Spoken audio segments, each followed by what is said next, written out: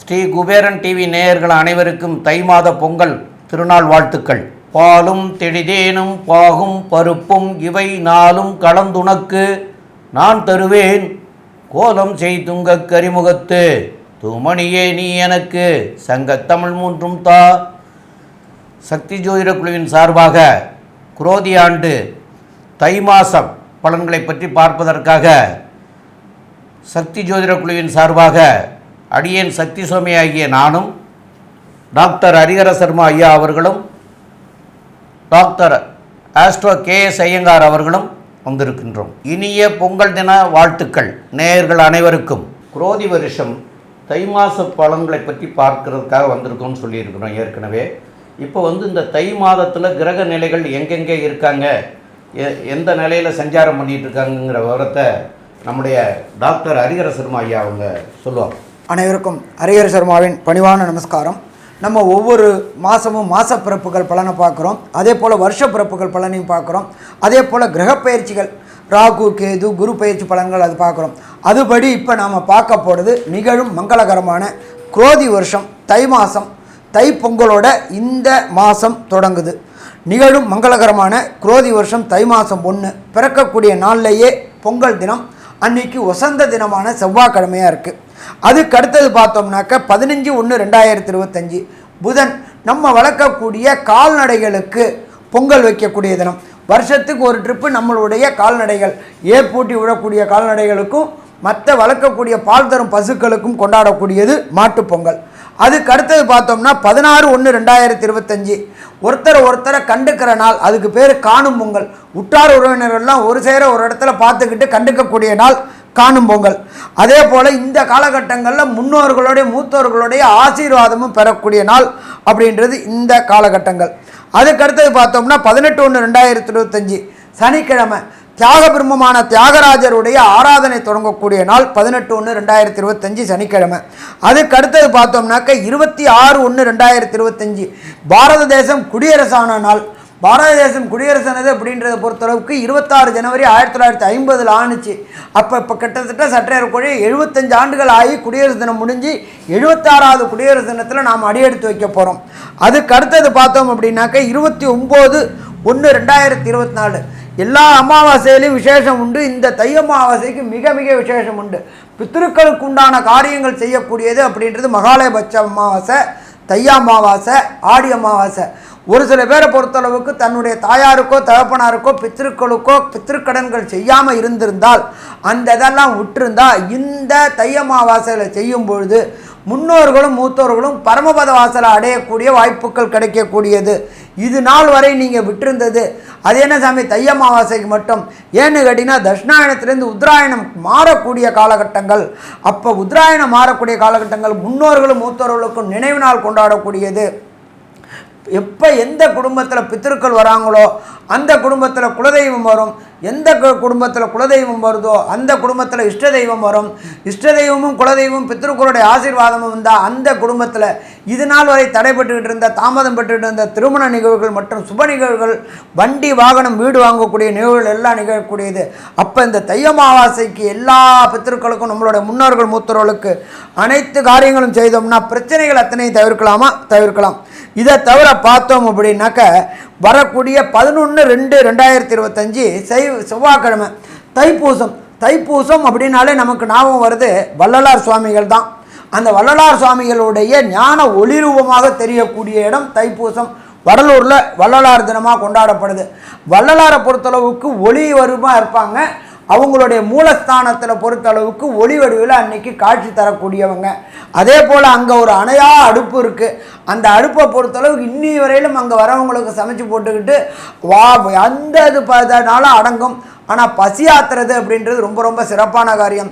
அது இன்னி வரையிலும் வள்ளலார் அவதரித்த நாள்லேருந்து இன்னி வரையிலும் அந்த அணையா விளக்கும் அணையா அடுப்பும் இருந்துக்கிட்டு எல்லாருக்கும் வரவங்களுக்கெல்லாம் அன்னதானம் செய்து கொண்டு இருக்கக்கூடிய காலம் இந்த தைப்பூசம். இதை தவிர ஒவ்வொரு முருகன் க்ஷேத்திரத்துலேயும் இது ரொம்ப விசேஷமானது. எல்லா முருகன் க்ஷேத்திரத்துலையும் தைப்பூசம் கொண்டாடுவாங்க. அதுலேயும் பார்த்தோம்னாக்க எஸ்பெஷலி பார்த்தோம்னாக்க பழனியில் அது என்ன சாமி பழனிக்கு மட்டும் சிறப்பு அப்படின்னாக்க பக்கத்திலேயே எம்பெருமான் முருகன் பக்கத்திலேயே போகருக்கான தனி சன்னிதானம். அந்த போகர் தான் பொறுத்தளவுக்கு அந்த நவபாஷணத்திலான முருகனை உண்டாக்கியவர். அவருடைய சிஷ்யன் புலிப்பாணியும் இங்கே இருக்கக்கூடியது. அப்போ அந்த புலிப்பாணியும் போகரும் பொறுத்தளவுக்கு உருவாக்கின நவபாஷண முருகன் அவ்வளோ ஒரு சக்தி வாய்ந்த முருகன். அவரை பொறுத்தளவுக்கு அரச அலங்காரத்தில் ராஜ அலங்காரத்தில் பார்த்தோம்னாக்க நம்மளுடைய அத்தனை பாவங்களும் போக்கக்கூடியது. இதை தவிர ஜோதிட சாஸ்திரம் படித்தவங்க வானசாஸ்திரம் படிக்கிறவங்க எல்லாருமே அந்த தைப்பூசத்தன்னைக்கு புலிப்பாணியோடையும் போகருடைய சமாதியும் கண்டு தொழுதுட்டு எம்பெருமான் முருகனுடைய ஆசீர்வாதமும் வாங்கிட்டு வந்தோம் அப்படின்னு சொன்னாக்க வெற்றி வெற்றி வெற்றி கிடைக்கக்கூடிய காலகட்டம் இந்த தைப்பூசம். அடுத்தது ரெண்டாவது பார்ப்போம். இந்த காலகட்டங்களில் தை மாதம் பிறக்கக்கூடிய காலகட்டங்களில் என்னென்ன கிரகங்கள் எந்தெந்த நிலையில் இருக்கிறாங்க அப்படின்றத ஃபஸ்ட்டு பார்ப்போம். காலபுருஷ தத்துவத்தின்படி 2வது இடம் அப்படின்றது ரிஷபம். ரிஷபத்தில் குரு பகவான் வக்ரகதியில் இருக்கிறார். வக்ரம் அப்படின்னா பலம் இழந்த காலகட்டங்களில் இருக்கிறார். இதை தவிர பார்த்தோம் அப்படின்னாக்க கர்க்கடகத்தில் செவ்வாய் நீச்சம் அடைஞ்சிருக்கிறார். ஆனால் அவர் ரொம்ப நாள் அங்கே இல்லை, 4 நாள் தான் இருக்கிறாரு. திருப்பி அவர் வக்ர நிவர்த்தியாகி மிதுனத்துக்கு வரார். அதுக்கு அடுத்தது பார்த்தோம்னாக்க காலபுருஷ தத்துவத்தின்படி 6ஆம் இடமான கன்னியில் கன்னி கேதுவாக இருக்கார். இதை தவிர பார்த்தோம்னா தனுரில் பொறுத்தளவுக்கு புத பகவானும். தை மாதம் அப்படின்னாலே மகர சங்கரமணம். மகர சங்கரமணம் அதே போல் பொன்னம்பலம் மேட்டில் ஜோதி தெரியக்கூடிய நாள். கேரளத்தில் சபரிமலையில் பொறுத்தளவுக்கு எம்பெருமான் ஐயப்பனுடைய பொறுத்தளவுக்கு பொன்னம்பலம் மேட்டில் ஜோதி சுரூபமாக காட்சி தரக்கூடியது. இங்கே வள்ளலாருக்கு எப்படி ஜோதியோ அதே போல் தர்மசாஸ்தாவான ஐயப்பனுக்கு இந்த பொன்னம்பலம் மேட்டில் ஜோதி ரூபமாக காட்சி தரக்கூடியது. அதுக்கு பேர் தான் தட்சிணாயனமும் உத்தராயணமும் சேர்ந்த புண்ணிய காலம் அப்படின்னு சொல்ல போகிறோம். அதுக்கு அடுத்தது கும்பத்தில் சனி பகவானும் சுக்கிர பகவானும் ஆட்சி பெற்றிருக்கிறாங்க. இதை தவிர காலபுருஷ தத்துவத்தின்படி 12வது ராசியான மீன ராசியில் ராகு பகவான் இருக்கார். இப்படி இருக்கக்கூடிய காலகட்டங்களில் இந்த தை மாதம் பிறக்குது. இந்த தை மாதம் பிறக்கக்கூடிய காலகட்டங்களில் எல்லாரும் ஒன்று கேட்பாங்க, சாமி தை மாதம் எப்போ பிறக்குது, நாங்கள் எங்கள் வீட்டில் எப்போ பொங்கல் பானை வைக்கலாம், அந்த பொங்கல் பானை வைக்கக்கூடிய நேரத்தை கொடுத்தீங்கன்னா எங்களுக்கு ரொம்ப சௌரியமாக இருக்குமே அப்படின்னு கேட்கக்கூடிய நேரங்களுக்கு தை மாதம் பிறக்கிறது அப்படின்றது காலையில் 11:58 தான் பிறக்குது தை மாதம். சரி, அப்போ நம்ம எப்போ சாமி பொங்கல் வைக்கலாம்?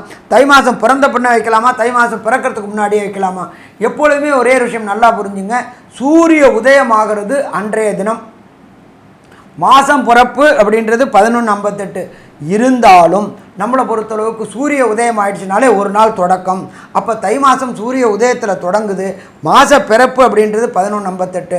சரி சாமி, எந்த டயத்தில் பொங்கல் வச்சா நானும் எங்கள் குடும்பமும் நல்லா இருக்கும் அப்படின்னு பார்த்தோம்னாக்க காலையில் 8லேருந்து 9க்குள்ளார ஹோரையிலேயே மகா உன்னதமான மகா பரம பவித்திரமான ஹோரை சுக்கிர ஹோரையில் லக்னம் அப்படின்னு பார்த்தோம்னாக்க கும்ப லக்னத்தில் புதுப்பானையில் பொங்கல் வைக்கக்கூடிய நேரம். அப்போ புதுப்பானையில் பொங்கல் வைக்கக்கூடிய நேரம் அப்படின்றது காலையில் 8 மணிலேருந்து 9 மணிக்குள்ளார சுக்கிர ஹோரையில் கும்ப லக்னத்தில் வைக்கலாம் பொங்கல் பானை. அப்போ பொங்கல் பானை வைக்கக்கூடிய நேரம் தெரிஞ்சாச்சு. அப்போ பொங்கலை வச்சுட்டு பொங்கல்னு கொண்டாடி மகிழக்கூடிய வாய்ப்புகளை கொடுக்குறவங்களுக்கு மிக்க நன்றி. அடுத்தது நம்ம இப்போ பார்க்க போகிறது ஒவ்வொரு ராசிக்கும் என்னென்ன பலன்கள் கிடைக்க போகுது. மேஷம் முதல் மீனம் வரை ஒவ்வொரு ராசிக்கும் பலன் பார்க்க போகிறோம். சிம்ம ராசி நேயர்கள், மக நட்சத்திரம் 1, 2, 3, 4 பாதங்களும், பூர நட்சத்திரம் 1, 2, 3, 4 பாதங்களும், உத்தர நட்சத்திரத்தில் 1 பாதம் ஆக இந்த 9 பாதம் கொண்டவர்கள் சிம்ம ராசிக்காரர்கள். சிம்ம ராசி அப்படின்னாலே அவங்களுடைய ராசி அதிபதி அப்படின்னு சொல்லக்கூடியவர் சூரியன். அந்த சூரியன் இந்த இந்த இந்த மாதம் தை மாதம் 1ஆம் தேதி அன்னைக்கு அவர் மகரத்துக்கு போகிறார். அந்த மகரத்துக்கு போகிற போது தான் மகர சங்கராந்தி அப்படின்னு சொல்கிறோம். அப்போது அவர் 6ஆம் இடத்துல இருக்கார். இந்த மாத பலன்கள் அப்படின்னு சொல்லக்கூடியவர் 4 பேர் தான். அந்த 4 பேர் யாருன்னு கேட்டிங்கன்னா சூரியன், புதன், சுக்கிரன், செவ்வாய். இந்த 4 பேருமே உங்களுடைய ராசிக்கு 12ஆம் இடத்துல வக்கரம் பெற்று போயிருந்த செவ்வாய் பகவான் இப்போ வக்கர நிலையிலேயே 11ஆம் இடத்துக்கு போயிருக்கிறது மிக மிக சிறப்பு. அப்போ அவர் 11ஆம் இடத்துல இருக்கிற போது அவர் உங்களுக்கு 4க்கும் 9க்கும் அதிபதி, அதாவது ஒரு கேந்திரத்துக்கும் ஒரு திரிகோணத்துக்கும் அதிபதியானவர் லாபஸ்தானத்தில் போய் ஏறி இருக்கார். அப்போ ஏறி இருக்கிற போது உங்களுக்கு மிக மிக நல்லதை செய்யக்கூடியவராக இருப்பார். எந்த விதத்தில் நல்லதை செய்யக்கூடியவராக இருப்பார் அப்படின்னு கேட்டால், 4ஆம் இடத்து அதிபதி அப்படின்னு சொன்னால் வண்டி வாகனம், வீடு நிலம், பழைய வீடுகளை புதுப்பிக்கிறது, இதெல்லாம் புதுசாக வாங்கக்கூடிய நிலைமைகளை எல்லாம் உருவாக்கி தரக்கூடிய காலமாக இருக்கும். அப்போ இந்த காலகட்டத்தில் புதிதாக வாங்கணும்னு நினைக்கிறவங்களோ இல்லை பழையதை புதுப்பிக்கணும்னு நினைக்கிறவங்களோ, ஒன்றை கொடுத்துட்டு இன்னொன்று வாங்கணும்னு நினைக்கிறவங்க, இதெல்லாம் நடக்கக்கூடிய காலமாக அமையக்கூடிய காலமாக இருக்கும். மேலும் வண்டி வாகனங்களும் வாங்கக்கூடிய புதிய வண்டிகள், அதாவது பழைய இருக்கிற வண்டியை கொடுத்துட்டு இல்லைன்னா இருக்கிற வண்டி இருந்தாலும் அதை விட பெரிய வண்டிகளாக வாங்கிறதுக்கு உண்டான சூழ்நிலைகளையும் ஏற்படுத்தி தரக்கூடியதாகவும் இருக்கும். ரெண்டாவது, உங்களுடைய ராசிக்கு 6ஆம் இடத்து அதிபதியாகியவர் சனி பகவான், அவர் 7ஆம் இடத்துலரே இருக்கார். 6ஆம் இடத்தை குரு 9ஆம் பார்வையிலையும் பார்க்குறாரு. அதனால் உங்களுக்கு சுக்கிரனும் சேர்ந்து, சனியோட சுக்கிரனும் சேர்ந்து இருக்கிறதுனால புதிய முயற்சிகள்லாம் இப்போ உங்களுக்கு கைகூடி வரக்கூடிய காலமாக இருக்கும். மேலும் உள்ள விவரங்களை பற்றி நம்முடைய ஆஸ்ட்ரோ கே செய்யங்கார் அவங்க சொல்லுவாங்க. ஐயா, அற்புதமாக சொன்னீங்க. இந்த காலகட்டத்தில் பார்த்தாலேயானால் சிம்ம ராசிக்காரர்கள், அதாவது பொதுவாகவே அரசு துறை சார்ந்தவர்கள், head of the department, administration incharge, HR, அது தவிர தூய்மை பணியாளர்களுடைய மேனேஜர்ஸு, இவங்களுக்கெல்லாம் நல்ல ஒரு ஏற்றம் இருக்கும். ஏன்னா 6ஆம் இடத்தில் ராசிநாதன் போய் இருக்கிறதுனால அரசு சார்ந்த பணிகள் எல்லாவற்றிலும் பெரிய ஏற்றம் இருக்கும். அது தவிர பார்த்தாலேயானால் சர்வீஸ் இண்டஸ்ட்ரியில் இருக்கிறவங்களுக்கெல்லாம் பெரிய ஏற்றமும் மாற்றமும் இருக்கக்கூடிய காலகட்டம். இருந்தாலும் அரசாங்கத்தின் மூலியமாக சிறு சிறு பிரச்சனைகள் வரக்கூடிய வாய்ப்புகள் நிச்சயமாக இருக்கும். இந்த மாதம் பார்த்தாலேயானால் தை மாதம் பொதுவாகவே 4 கிரகங்கள்னு சொல்லக்கூடிய மாத கிரகங்களை வச்சு தான் பலன் சொல்லுவோம். சூரியன், செவ்வாய், புதன் மற்றும் சுக்கிரன், இந்த 4 கிரகங்களினுடைய மாற்றங்களை வச்சு பலன் சொல்லுவோம். சமசப்தமத்தில் சுக்கிரன் இருக்கிறதும் ஆட்சி பெற்ற சனி இருக்கிறதும் நல்ல ஒரு ஏற்றத்தை கொடுக்கக்கூடிய காலகட்டமாக இருந்தாலும், பார்ட்னர்ஷிப் பிஸ்னஸில் பார்ட்னருடைய கை ஓங்கக்கூடிய வாய்ப்புகள் நிச்சயமாக உண்டு. நண்பர்கள் மூலியமாக நல்ல ஒரு ஏற்றம் கிடைக்கக்கூடிய காலகட்டமாக அமையும். உடல் நலத்தில் சற்று பின்னடைவு இருக்கக்கூடிய காலகட்டமாக அமைய போகிறது.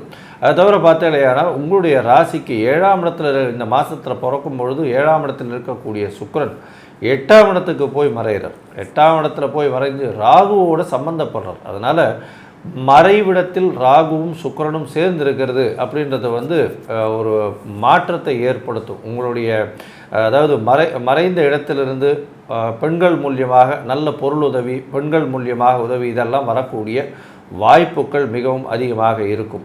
பணவரவு அபரிமிதமாக இருக்கக்கூடிய காலகட்டம். பேச்சில் ரொம்ப கவனமாக இருக்கிறது நல்லது. 2ஆம் இடத்தில் இருக்கக்கூடிய கேது நிச்சயமாக பிரச்சனையை கொடுக்கக்கூடிய வாய்ப்புகள் மிகவும் அதிகம். நீங்கள் பேசக்கூடியதை தவறாக புரிந்து கொள்ளக்கூடிய வாய்ப்புகள் நிச்சயமாக இருக்கும். இந்த மாதத்தில் பார்த்தாலேயானால் 8ஆம் இடத்தில் வக்கரம் பெற்று இருக்கக்கூடிய, அதாவது 8ஆம் இடத்தில் ராகு பகவான் சுக்கிரனோடு சேர்ந்து இருக்கக்கூடிய காலகட்டத்தில் பரிவர்த்தனை யோகம் அமைகிறது. 8-10 பரிவர்த்தனை யோகம் அமைகிறது. இதன் மூலியமாக வெளிநாடுக்கு போய் உழைக்கணும்னு நினச்சிட்டு இருக்கிறவங்க, வெளிநாட்டுக்கு போய் தன்னுடைய ஈடுபாடு பார்க்கணும்னு நினைக்கிறவங்க வெளிநாடு போகக்கூடிய வாய்ப்புகள் நிச்சயமாக இருக்கும். அது தவிர அவங்களுடைய பிஆர், அது தவிர ரெசிடென்ட்ஸு, பர்மனெண்ட் ரெசிடென்ட்ஷிப், இதெல்லாம் வாங்கணும்னு பார்த்துட்ருக்கவங்களுக்கு நல்லபடியான ஏற்றம் கிடைக்கக்கூடிய காலகட்டமாக அமைய போகிறது. உங்களுடைய ராசிக்கு பார்த்தாலேயானால் சூரியன் ராசிக்கு 6ஆம் இடத்துல இருக்கார். ராசிநாதனே 6ஆம் இடத்துல இருக்கிறதுனால உடல் நிலையில் சற்று பின்னடைவு இருக்கக்கூடிய காலகட்டமாக அமையும். ஏன்னா ராசிநாதன் 6ஆம் இடத்துல போய் இருக்கார். குருவின் பார்வை இருந்தாலும் குரு வக்கரத்தில் இருக்கிறதுனால பின்னடைவு இருக்கக்கூடிய காலகட்டமாக அமைய போகிறது.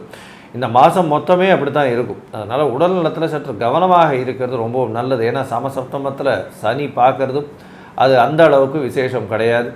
எதிர்பாலனத்தவரை நம்ப வேண்டாம், ரொம்ப ஜாகிரதையாக இருக்கிறது நல்லது. இந்த 28/1/2025 மேலே பார்த்தோம்னா சனி தனித்து கும்ப சனியாக மூல திரிகோணம் பெற்று இருக்கிறதுனால உடல் நிலையில் நிச்சயமான பிரச்சனை வரும். அது தவிர எதிர்பாலனத்தோர் மூலியமாக பிரச்சனைகள் வரக்கூடிய வாய்ப்புகள் உண்டு. பார்ட்னர்ஷிப் பிஸ்னஸில் பார்ட்னரின் கை ஓங்கக்கூடிய வாய்ப்புகள் நிச்சயமாக இருக்கும். இதன் மூலியமாக பார்ட்னர்ஷிப்பில் சற்று தொய்வு ஏற்படக்கூடிய வாய்ப்புகள் நிச்சயமாக இருக்கும். லாபத்திற்கு பஞ்சம் இருக்காது. ஏன்னா ராசிக்கு அதாவது 4, 9 அதிபதினு சொல்லக்கூடிய ஒரு திரிகோண கேந்திர அதிபதியான செவ்வாயே வந்து 11ஆம் இடத்துல போய் வக்கரகதியில் இருக்கிறது நல்ல ஒரு விசேஷம். இந்த காலகட்டத்தில் பார்த்தலையானால் புதனும் செவ்வாயும் எந்த ஒரு மாற்றத்தை இந்த சிம்ம ராசிக்காரர்களுக்கு ஏற்படுத்துவார் அப்படின்றத பற்றி நம்ம டாக்டர் ஹரிஹர சர்மா ஐயா கிட்ட கேட்கலாம். ஐயா நல்லா அருமையாக சொன்னீங்க. சிம்மராசிக்கு 5ஆம் இடத்துல பூர்வ புண்ணிய புத்திர ஸ்தானத்தில் புத பகவான் இருக்கார். இதுவரை திருமணம் தடை தாமதமானவங்களுக்கு, சந்தான பாக்கியம் தாமதமானவங்களுக்கு திருமண தடை தாமதம் விளங்கி சந்தான பாக்கியம் என்கின்ற வம்சம் விருத்தியும் கிடைக்கக்கூடிய காலகட்டங்கள். அப்போ தை பிறந்தாச்சுனால ஆட்டோமேட்டிக்காக வழி பிறந்தாச்சு. அடுத்தது செவ்வாயுடைய பார்வைப்படுது. அப்போ அந்த செவ்வாயோடைய பார்வைப்படுறதுனால சிம்மராசியை சேர்ந்த நண்பர்கள் வண்டி வாகனம் வீடு வாங்கணும்னு நினச்சிட்டு இருந்தவங்களுக்கு வண்டி வாகனம் வீடு அமையக்கூடிய வாய்ப்புகள் உண்டு. மாத்ருக்களுக்கு இந்த காலகட்டங்கள், அம்மாவுக்கு இந்த காலகட்டங்களில் இருந்த உடல்நலத்தில் இருந்த உபாதைகள் அத்தனையும் இப்போ விலகக்கூடிய வாய்ப்புகள் உண்டு. இந்த இடத்துல புத பகவானை பொறுத்தளவுக்கு கொஞ்ச நாள் தான் இருக்கிறாரு. அதுக்கப்புறம் அவர் மாறக்கூடியது 19/1/2025 அன்னைக்கு 6ஆம் இடத்துல சூரியனோட சேர்ந்த புதன் ஆகிறாரு. புத ஆதித்ய யோகம் பெறாரு. ராசிநாதனோட புதன் சேரும்போது புத ஆதித்ய யோகம் ஆகிறதுனால கல்வி கற்கக்கூடிய குழந்தைகளுக்கும் வேலைக்கு தேடக்கூடிய இளைஞர்களுக்கும் வேலை கிடைக்கக்கூடிய வாய்ப்புகள் உண்டு. அதுவும் பார்த்தோம்னாக்க அரசு துறையுடைய வேலைகளுக்கு முயற்சி பண்ணக்கூடியவங்களுக்கு படித்த படிப்புக்கு உண்டான உத்தியோகம் கிடைக்கக்கூடிய வாய்ப்புகள் உண்டு. யார் ஒருத்தருக்கு படித்த படிப்புக்கு உத்தியோகம் கிடைச்சாலே அவங்க வாழ்க்கையில் மேன்மையான நிலை வரையக்கூடிய வாய்ப்புகள் உண்டு. அதே போல் சதசப்தமத்தில் சனி பகவான் இருக்கார். சனி பகவான் இருக்கிறதுனால கணவன் மனைவிக்குள்ளார சின்ன சின்ன கருத்து வேறுபாடுகள் ஏற்படக்கூடிய வாய்ப்புகள் உண்டு. அந்த கருத்து வேறுபாடுகள் இன்னும் பார்த்தீங்கன்னாக்க எதிர்பாலினத்தோட கை ஓங்கக்கூடிய வாய்ப்புகள் உண்டு. அதனால் இந்த காலகட்டங்களில் தை மாதத்தில் பொறுத்தளவுக்கு சிம்ம ராசிக்காரங்க ஆர்கியூமெண்ட் டிபேட் செய்கிறத தவிர்த்தாச்சு அப்படின்னா பிரச்சனைகளை தவிர்க்கலாம். தொழில் பார்ட்னர் என்ன லெவலில் வேணாலும் இறங்கி காரியத்தை சாதிக்கக்கூடிய முயற்சிகள் எடுப்பாங்க. அப்போ ரொம்ப எச்சரிக்கையாக இருக்கணும். அவங்க கூட என்ன காரணத்தை கொண்டு ஆர்கியூமெண்ட் டிபேட் பண்ணாமல் இருந்துட்டோம்னா பிரச்சனையை தவிர்க்கலாம். ஏன்னா 2ஆம் இடத்துல கேது பகவான் இருக்கார். கேது பகவான் இருந்தால் நீங்கள் சொல்கிறது அத்தனையுமே தவறுதலாக புரிஞ்சு கொள்ளக்கூடிய வாய்ப்புகள் உண்டு. அப்போ தவறுதலாக புரிஞ்சாச்சுன்னா மேலும் சிக்கல்களை ஏற்படுத்தக்கூடிய வாய்ப்புகள் உண்டு. அடுத்தது பார்த்தோம்னாக்க 8ஆம் இடமான மீனத்தில் ராகு பகவான் இருக்கார். ராகு மறைந்த இடத்துல இருக்கிறது அப்படின்றது சிறப்பு. 3, 6, 8, 12 துர்கிரகங்கள் இருக்கிறது சிறப்பு. வெளியூர், வெளிமாநிலம், வெளிநாடு முயற்சி செய்யக்கூடிய சிம்மராசியை சேர்ந்த மாணவர்கள், அது படிப்புக்காக இருக்கட்டும், அது வேலைக்காக இருக்கட்டும், அல்லது தொழிலுக்காக இருக்கட்டும், முயற்சி பண்ணக்கூடிய மாணவர்களுக்கு வெற்றி கிடைக்கக்கூடிய வாய்ப்புகள் உண்டு. ராசிநாதனான சூரியன் 6ல் இருக்கிறதுனால அரசு துறையுடைய வேலைக்கு முயற்சி பண்ணுறவங்களுக்கு அரசு துறையுடைய வேலைகள் கிடைக்கக்கூடிய வாய்ப்புகள் உண்டு. கூட புதனும் இருக்கிறதுனால கண்டிப்பாக கிடைக்கக்கூடிய வாய்ப்புகள் உண்டு. என்ன ஒன்று அப்படின்னு கேட்டிங்கனாக்கா முயற்சி ஸ்தானாதிபதியான சுக்கிரன் 7ஆம் இடத்துல இருக்கிறதுனால எடுத்த முயற்சிகள் ஜெயமாகக்கூடிய வாய்ப்புகள் உண்டு. ஆனாலும் பொறுமையாக 1க்கு 2 ட்ரிப்புக்கு யோசனை பண்ணி எந்த காரியத்தை தொட்டாலும் பிரச்சனைகளை தவிர்க்கலாம். இதை தவிர பார்த்தோம்னாக்கா உங்களுக்கு 10ஆம் இடத்துல குரு இருக்கார். 10ஆம் இடத்துல குரு இருந்தால் ஜோதிட சாஸ்திரத்தில் பதவி பறிபோகும் அப்படின்றது ஜோதிட சாஸ்திரத்தில் சொல்லப்பட்டிருக்கு. என்ன அவர் வக்ரமாக இருக்கிறாரு, அதனால் பதவிக்கு சின்ன பிரச்சனைகள் வரக்கூடிய வாய்ப்புகள் உண்டு. உங்கள் கூட கீழே வேலை பார்க்குறவங்களையும் சரி மேலே வேலை பார்க்குறவங்கள்ட்டையும் ஆர்கியூமெண்ட் டிபேட் எதுவும் பண்ணாமல் சொன்னக்கூடிய வேலைகளை செஞ்சிட்டோம்னாக்க வேலையில் உள்ள பிரச்சனையை தவிர்க்கலாம். நம்ம ஆர்கியூமெண்ட் ஏதாவது பண்ணினோம்னாக்க கண்டிப்பாக பிரச்சனை வரக்கூடிய வாய்ப்புகள் உண்டு. அதனால் ரொம்ப எச்சரிக்கையாக இருக்கக்கூடிய காலகட்டம் இந்த தை மாதம். சரி, ஒரு சில பேருக்கு இந்த தை மாதத்தில் ஒரு சில நாட்களை தவிர்க்கக்கூடிய நாட்கள் அப்படின்னு சொல்லுவோம். அப்போ தவிர்க்கக்கூடிய நாட்கள் அப்படின்றது சந்திராஷ்டம தினங்கள். உங்களுடைய ஜனன சந்திரனுக்கு கோல்சார சந்திரன் 8ஆம் இடத்துல வரும்போது மதிக்காரகனான சந்திரன் மறையும் பொழுது புத்தி பேதலிக்கக்கூடிய வாய்ப்புகள் உண்டு. அந்த காலகட்டங்களில் நீங்கள் எடுக்கக்கூடிய முடிவுகள் அத்தனையுமே தவறாக போகக்கூடிய வாய்ப்புகள் உண்டு. அந்த நாட்கள் என்னென்ன அப்படின்றதையும் எந்த தெய்வத்தை வணங்கணும் அப்படின்றத பற்றியும் நம்ம ஐயா டாக்டர் சக்தி சோமையா அவங்க விரிவாகவும் விளக்கமாகவும் சொல்லுவாங்க. ரொம்ப அற்புதமாக தெளிவாக சொன்னீங்க ஐயா. இந்த 10ஆம் இடத்துல குரு இருந்தால் பதவியும் பறிபோகும் அப்படிங்கிறது உண்மைதான். இருந்தாலும் அவர் வக்கர நிலை பெற்றதுனால பறிபோகாது. ஆனால் சின்ன பிரச்சனைகளாக கொடுப்பார். இப்போ என்னென்னு கேட்டிங்கன்னா சுக்கிரன் குருவோட வீட்டுக்கே போயிடுறார். அப்போ குருவோட வீட்டுக்கு போகிற போது குரு சுக்கிரனுடைய வீட்டிலையும் பரிவர்த்தனை யோகம் பெற்றதுனாலையும் அங்கே ராகுவோடு சேர்ந்து இருக்கக்கூடிய சுக்கிரனாக இருக்கிறதுனாலையும் வேலை வாய்ப்பு இல்லாமல் இருந்தவர்களுக்கு கூட வேலை கொடுக்கக்கூடிய காலமாக இருக்கும்.